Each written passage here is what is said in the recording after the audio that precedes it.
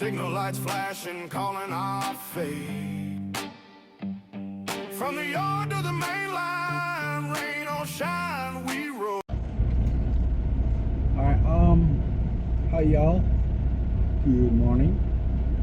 I think I'm in Missouri. I don't even know anymore. I'm at that point in life where you just don't know where you are in life. Story of a truck driver. So I wanted to do this video today because I've been getting a lot on my feed talking about the what Washington State is doing with underage truck drivers. We use that term loosely, as people arguably say. So basically, they're not underage truck drivers. They're CDL holders that are between the ages of 18 and 21. Now, under federal law, you cannot drive a CDL class truck at Interstate until you are the age of 21. State laws differ. They do allow intrastate, or you could drive a CDL truck. That truck's got a flat tire. He drove right past the shop. I hope he's going in on the other side. Anyways, squirrel chasing us. So between the age of 18 and 21, you can legally drive a CDL class truck, but you cannot cross state lines. Now Washington State is trying to change that. So first off, they introduced the. I'm gonna read this verbatim off my other phone, so I don't get it wrong. But but Washington has the Federal Safe Driver Apprenticeship Pilot Program. So, while state laws remain restricted, a temporary federal program previously allowed some drivers aged 18 to 20 to drive interstate. That's crossing straight lines.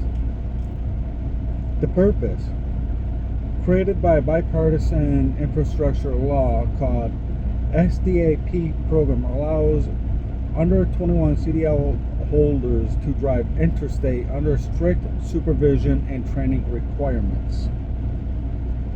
Conclusion. This pilot program officially concluded on November 7, 2025. As of January 2026, the program is no longer accepting new apprentice applications. Alright. So the proposed legislation as of 2026. There is an ongoing legislative effort at the federal level to allow younger drivers more flexibility. Route Act, introduced in late 2025, this bill proposes allowing CDL holders aged 18 to 20 to drive interstate within a 150-mile radius. That's not 150 miles highways. We call that 150 miles as the crow flies. So it's like one big 150-mile circle. The second one is Drive Safe Act, a recurring proposal that would create permanent apprenticeship paths for 18 to 20-year-olds to operate interstate after completing specialized training. This one is a little interesting. The Drive Safe Act, Developing Responsible Individuals for a Vibrant Economy Act, is a bipartisan federal bill designed to address nationwide truck shortages, which absolutely exist according to the ATA and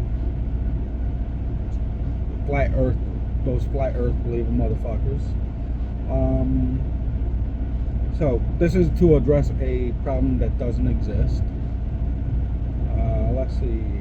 is a bipartisan federal bill designed to address the nationwide truck shortage by allowing CDL holders aged 18 to 20 to drive interstate. As of January 2026, it remains proposed legislative solution rather than permanent federal law. So they're just proposing it. It's not gone anywhere yet. The core requirements. The act would replace existing restrictions and mandatory two-step apprenticeship programs that drivers must complete before they can cross state lines. Total training hours. Apprentices must complete at least 400 hours of on-duty time. I did the math on that. That's about 28 days of on-duty time. Some of you are probably looking at the math like, hey, it don't add up. Actually, it does, because on-duty time, a truck driver can only be on duty for 14 hours a day, and out of those 14 hours, they are only allowed to drive 10. So, of course, when you put in the hours of service laws, it comes out to about 28 days. So, total apprentices must complete 400 hours on-duty time and 240 hours of driving time with an experienced driver in the cab. So that's 24 days of driving. All right, 24 days. That's when you get a regular driver's license. At least when I was 16 and I got my regular driver's license, my probation period for that junior driver's license was 6 months. But under this act, it's only 24 days. Safety technology. All trucks used in the program must be equipped with active braking collision mitigation system, forward-facing event capture, or forward-facing cameras. Speed governors set at 65, which basically is every mega carrier does. Automatic or automated manual transmissions, so they can't run a stick shift. So truck requirements are so fucking basic. Every goddamn truck in the country already has them. Unless you go out of your way and get one of those trucks that are like 40 years old. This is interesting. Experienced supervisor. The accompanying driver must at least be 26 years old, because we all know that 26-year-olds are mature and mature enough to teach teenagers how to drive 80,000-pound bullets. Have at least 2 years of interstate commercial driving experience. No. And have a clean driving record. No preventable accidents or pointed moving violations in the last year. Legislative status. This bill was reintroduced, which means it was already introduced once and got shot down, so now they're reintroducing it. It's currently awaiting consideration by the House Committee on Transportation and Infrastructure. So basically, Sean Duffy is probably going to shoot it down. Let's see. So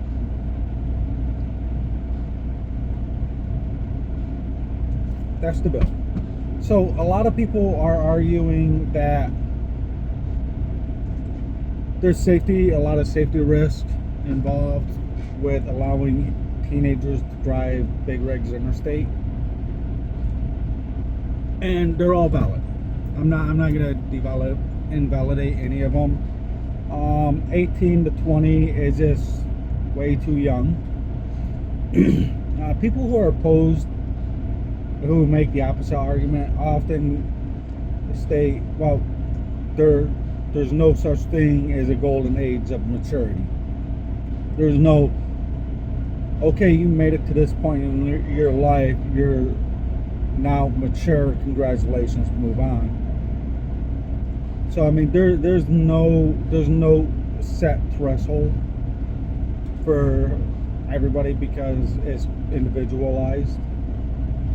And so that's kind of the arguments everybody's having with this. But nobody seems to talk about the mental health. Nobody seems to really focus on the mental health of the teenager who is driving interstate, and the effects of driving interstate would have on that driver, on that teenager.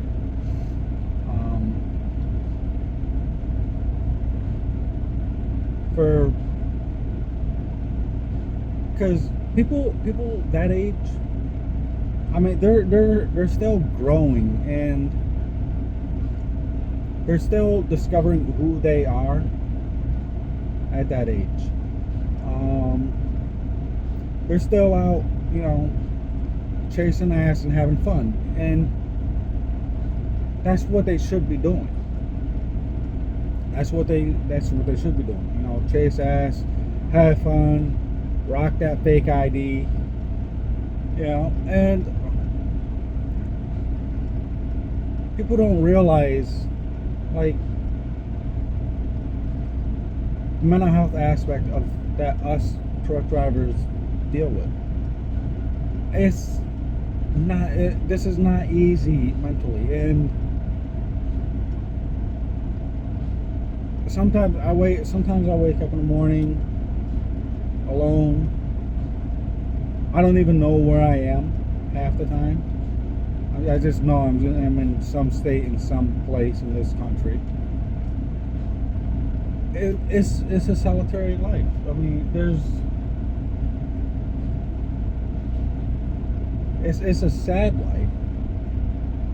I mean, I'll keep it real. If it wasn't for Nemo, I probably would have put this truck in a brick wall by now. So, and I know a lot of truck drivers. I mean, hell, I know, like, the percentage of OTR drivers that feel the way I feel about how much of a sacrifice we make doing this job. I mean, do you really want to put that type of sacrifice on a teenager who are just starting out life? I mean, do you really want a teenager to go through and deal with the things that we suffer through emotionally, mentally, on a daily basis?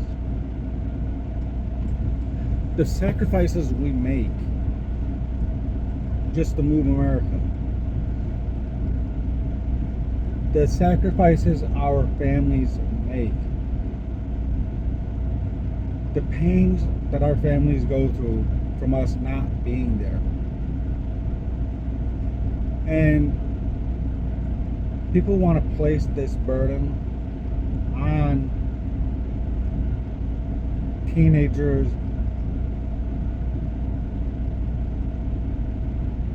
because of a driver shortage that doesn't exist.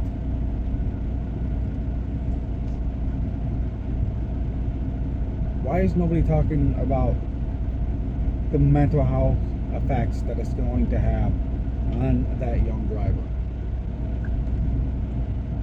And please tell me if I'm wrong for pointing that out.